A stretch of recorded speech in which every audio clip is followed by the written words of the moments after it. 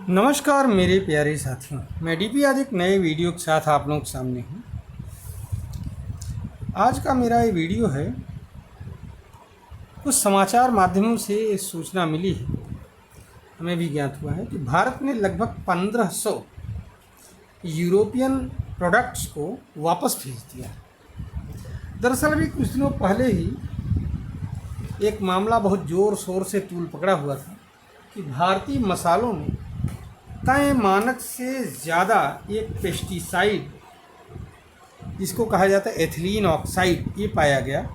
तो कुछ देशों ने भारतीय मसालों की उन खेपों को वापस भेज दिया और यही नहीं, उन्होंने उन मसालों को लेने से भी इनकार कर दिया। आगे से कहा कि अगर इनमें और ज़्यादा प्रोडक्ट्स में अगर पाए जाते हैं तो इन मसालों के आयात पर प्रतिबंध लगा दिया जाएगा। ऐसे कई प्रोडक्ट्स होते हैं जो हो सकता है हम इंडिया में एकदम परफेक्ट करके भेजते हैं और विदेशों में बहुत सारे कंट्रीज चाहे वो चाह करके चाहे अनचाहे में हम उनके क्वालिटी को मेंटेन नहीं कर पाते हैं और हमारे ऊपर प्रतिबंध लगा दिया जाता है। जबकि हमारे यहाँ ये सिस्टम थोड़ा सा कमज़ोर था और इसका फ़ायदा पूरे यूरोपियन कंट्री लिया करते थे। FSSAI food safety standard authority of India, जिसका गठन 2006 में हुआ था, यही मेन संस्था है जो भी इम्पोर्टेड फूड आइटम्स होते हैं उनके क्वालिटी को चेक करना होता है। भारत ने इसमें अपने स्टैंडर्ड्स को बढ़ाया और इंटरनेशनल स्टैंडर्ड्स पर ले जा कर के उसको इस्टेब्लिश किया और उसके बाद में लैब्स वगैरह बनाए उसके जांच के लिए। तो इसका असर ये हुआ कि अब भारत भी बहुत सारे European products below the standard मानते हुए उनको रिजेक्ट कर देता है। इसमें ज़्यादातर खाने पीने के आइटम्स होते हैं, फूड आइटम्स थे। अच्छा, यहाँ पर ये ध्यान रखने की बात है कि अगर कई बार यूरोपियन यूनियन के देश, ये ज़्यादातर यूरोपियन कंट्री होते हैं जो इस तरह का नाटक ज़्यादा करते हैं। अगर हम व्यापार के क्षेत्र में देखें तो भारत का सबसे ज़्यादा व्यापार जो है वो चाइना के साथ होता है फूड आइटम्स के केस में। दूसरे नंबर पर आपका यूरोपियन यूनियन आता है, ठीक है। अमेरिका, UAE आदि देश भी इसमें शामिल हैं खरीदारों में, भारतीय प्रोडक्ट्स के खरीदारों में। और भारत को जो भेजते हैं उसमें भी यूरोपियन यूनियन, चाइना, ये सब हावी हैं। $2.3 बिलियन का यूरोपियन यूनियन से हम व्यापार करते हैं फूड आइटम्स का। बहुत सारे प्रोडक्ट्स हम उनसे खरीदते हैं। इन प्रोडक्ट्स में अगर हम देखें तो बहुत सारे प्रोडक्ट्स होते हैं। इनमें ध्यान रखने की बात है, इनमें जैसे विस्की वगैरह भी आते हैं, चॉकलेट्स आते हैं, बहुत सारी और फ्रूट्स वगैरह आते हैं, ठीक है। ये बहुत सारे ऐसे प्रोडक्ट्स होते हैं जिनको कि हम खरीदते हैं खाने के लिए। लेकिन इसका मतलब ये नहीं कि हमारे यहाँ कमी है चीज़ों की, हम उनको प्रोसेस करके निर्यात भी करते हैं। बहुत सारे ऐसे कंट्रीज हैं।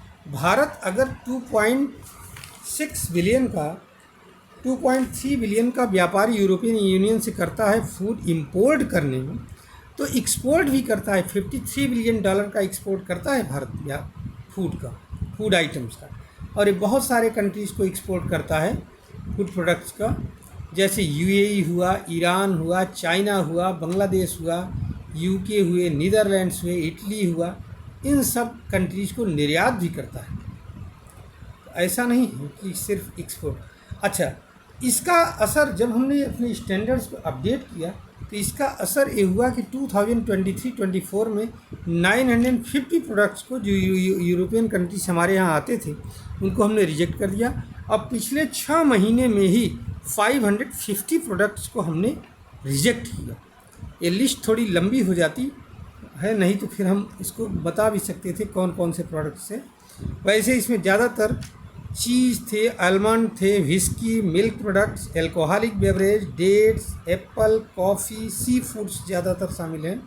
ये सब आइटम ज़्यादातर हैं जिनको बिलो स्टैंडर्ड होने के कारण हमने रिजेक्ट कर दिया, लेने से ही मना कर दिया। और भविष्य में भी अगर ये कंपनियां ज़्यादा इस तरह से बिलो द स्टैंडर्ड हमारे पास सामान को एक्सपोर्ट करती रहीं तो हम इनको भविष्य में ब्लैक लिस्टेड भी कर सकते हैं।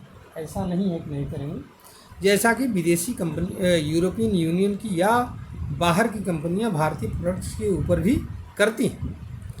तो इसका मतलब ये निकलता है कि भारत ने एक सटीक जवाब दिया है पिछले कुछ दिनों में यूरोपियन यूनियन को या ऐसे कंट्रीज़ को जो स्वयं तो बहुत हाई स्टैंडर्ड का पैरामीटर रखते हैं जब हमसे सामान खरीदते हैं तब, लेकिन जब वही कंट्री हमें सामान भेजते हैं तो उनके पैरामीटर पता नहीं कहाँ चले जाते हैं और वो जो है below the parameter, below the मतलब कि क्या कहते हैं उसको, स्टैंडर्ड सामान हमारे यहाँ भेज देते हैं। अब यह एक सरकार की सफलता ही कही जाएगी कि उसने इतने लैब्स वगैरह को सेटअप करके इन चीज़ों को पकड़ना शुरू कर दिया है जो कि ज़्यादा मात्रा में होता है, और एक संभवतः ये जवाब भी है उन देशों को कि जैसे तुम स्टैंडर्ड फॉलो करोगे वैसे हम भी करेंगे। उम्मीद है कि इसका एक सकारात्मक परिणाम होगा। अब ये तो आने वाला समय ही बताएगा कि कौन सा सकारात्मक परिणाम होगा, लेकिन फिर भी एक सकारात्मक परिणाम के साथ ही जो है ये सब किया जा रहा है। ऐसी उम्मीद के साथ मैं अपनी इस वीडियो को यहीं पर समाप्त करता हूँ। नमस्कार, जय हिंद, जय भारत, वंदे मातरम।